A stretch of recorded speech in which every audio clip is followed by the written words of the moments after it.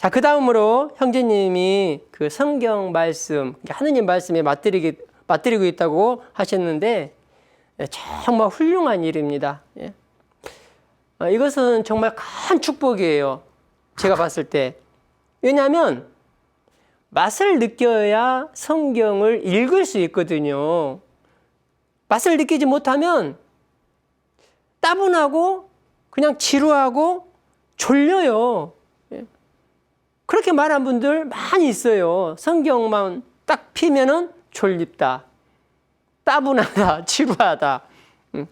그래서 그 맛을 느낄 수 있다는 것은 아주 큰 은총입니다. 그것도 하느님이 주셔야 그러는 것 같아요.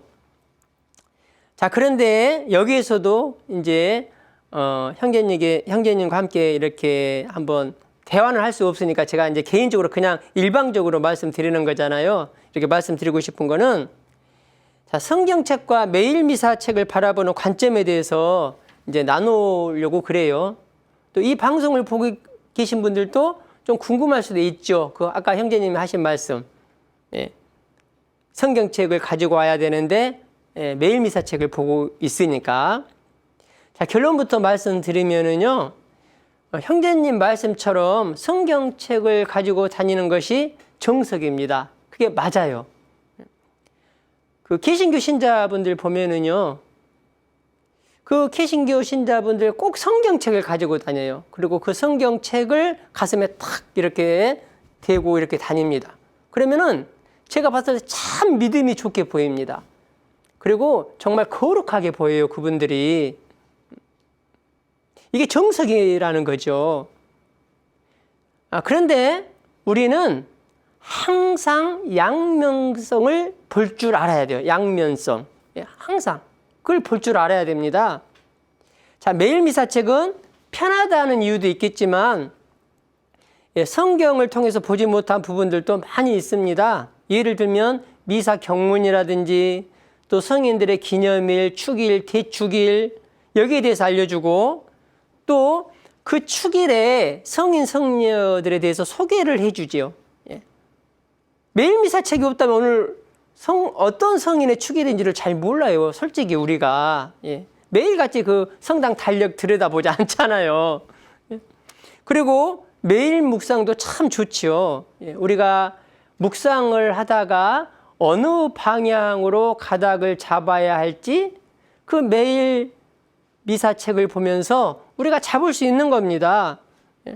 그리고 또 아리송한 부분도 있어요. 저도 그 성경을 읽다가 잘 이해 안 되는 부분이 좀 가끔 있거든요. 아리송해요, 아리송해. 그 부분을 매일 미사 묵상집에 딱 보면은 그날 신부님이 그것을 해석을 해놨어요. 그러면은 부활을 얻은 것 같아요. 이거구나, 이해하고 넘어가는 거죠. 이처럼 성경책을 가지고 다니는 것이 정석이지만, 자, 매일 미사책이 우리에게 주는 영적 유익함도 많기 때문에 장점도 많이 있다는 겁니다. 자, 문제는 제가 앞에서도 언급한 것처럼 여기서도 우리 마음가짐이 중요합니다. 항상 우리 마음가짐이 중요한 거예요. 내가 성경책을 가지고 와서 하느님 말씀을 대하듯이 매일 미사책을 가지고 와서도 성경을 읽는 것처럼 대하는 것이 중요하다. 이 마음가짐이 중요하다. 여러분, 화원에 가면 화초들이 많습니다. 꽃들이 많이 있습니다. 참 보기 좋아요. 제가 꽃을 굉장히 좋아하는데 그 각양각색의 꽃들이 피어 있는 것들을 보면 굉장히 보기가 좋아요. 저는 안양에 삽니다. 가끔 제 아내하고 안양천에 이렇게 산책을 갑니다. 그리고 뭐 봄, 여름, 가을 조금 날씨 안 추울 때는 조깅도 합니다. 거기에서 한 4km 이렇게 막 뛰기도 하고 그래요. 근데 날씨가 따뜻하면은요, 그 안양천에, 그리고 그 안양천 이렇게 그 뚝이 있죠, 뚝. 그 뚝에 정말 아름답게 핀 들꽃들이 있어요. 그런데 사람들의 손에 다듬어진 그 화원의 꽃들보다도 어느 때는 그 들꽃들이 더 아름답게 보일 때가 많습니다.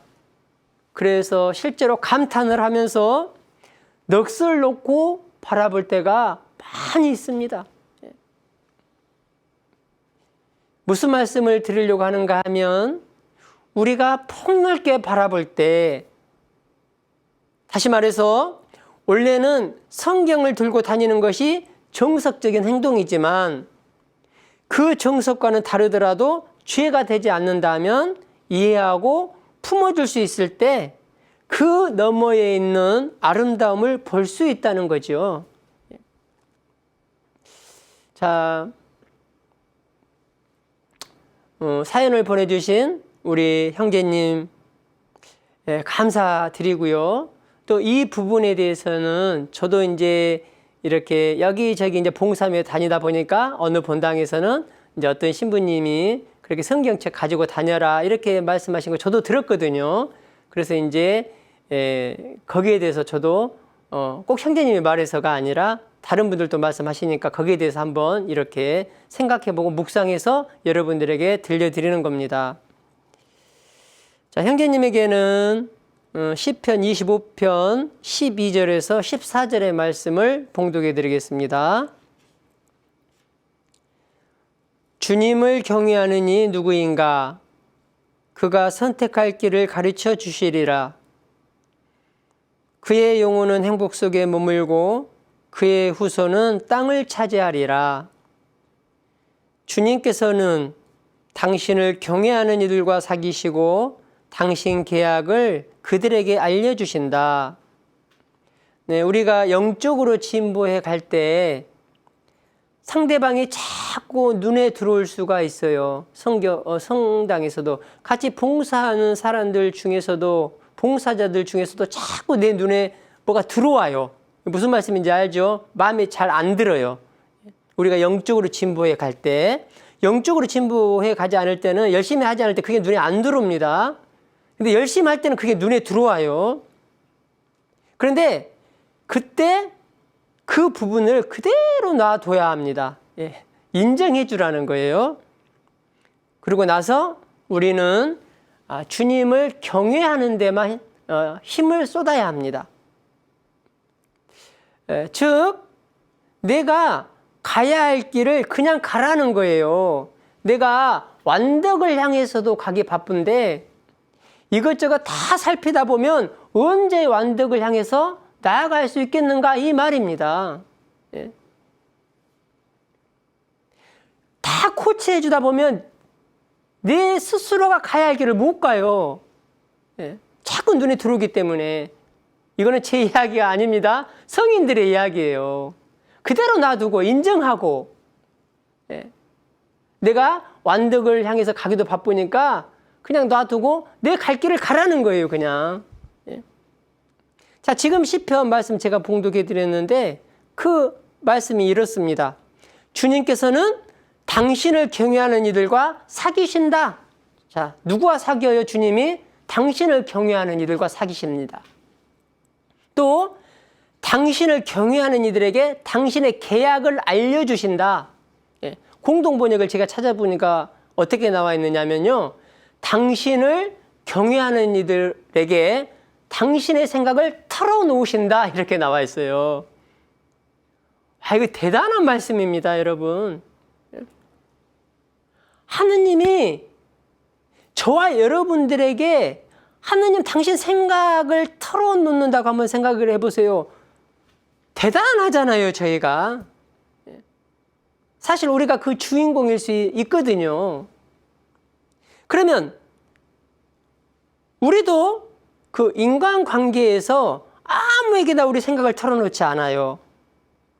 정말 내가 믿을 만한 사람, 신뢰할 만한 사람, 정말 친한 사람에게 내 생각을 털어놓습니다. 우리 생각을 털어놓습니다. 내 부끄러운 모습까지도 덮어줄 수 있는 그런 친구에게 우리 생각을 털어놓습니다. 마찬가지예요. 하느님도 정말 믿을 만한 내 아들, 딸들에게, 신뢰할 만한 내 아들, 딸들에게, 어떤 상황에서도 나를 배반하지 않을 내 아들, 딸들에게, 그리고 당신의 말씀을, 그 계명을, 이웃사랑과 당신 사랑을 끊임없이 실천하는 당신 아들, 딸들에게 당신의 생각을 털어놓으시고 그분이 그 사람과 사귄다는 거예요. 자, 이게 경외심입니다, 여러분. 더 쉽게 말씀드려 볼까요? 어떤 게 경외심인가? 정말 한 마음으로 하나님만을 섬기는 사람이에요. 두 마음이 들어갈 수가 없는 겁니다. 그리고 충실한 사람. 하느님께도 충실하고, 가정에도 충실하고, 내가 맡은 직분에도 충실하고, 내 직업에도 충실하고, 또 모든 것 위에 하느님을 첫 자리에 놓는 사람. 여러분, 이것이 경외심입니다.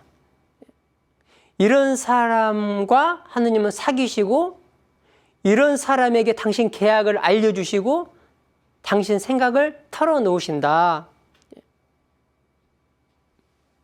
한 마음으로 주님을 섬기는 사람은 상대방이 조금 부족하더라도, 정말 경외하는 사람, 하느님을 경외하는 사람은 상대방이 조금 부족하더라도 그 부분의 허물을 덮어주면서 주님께만 신경을 씁니다.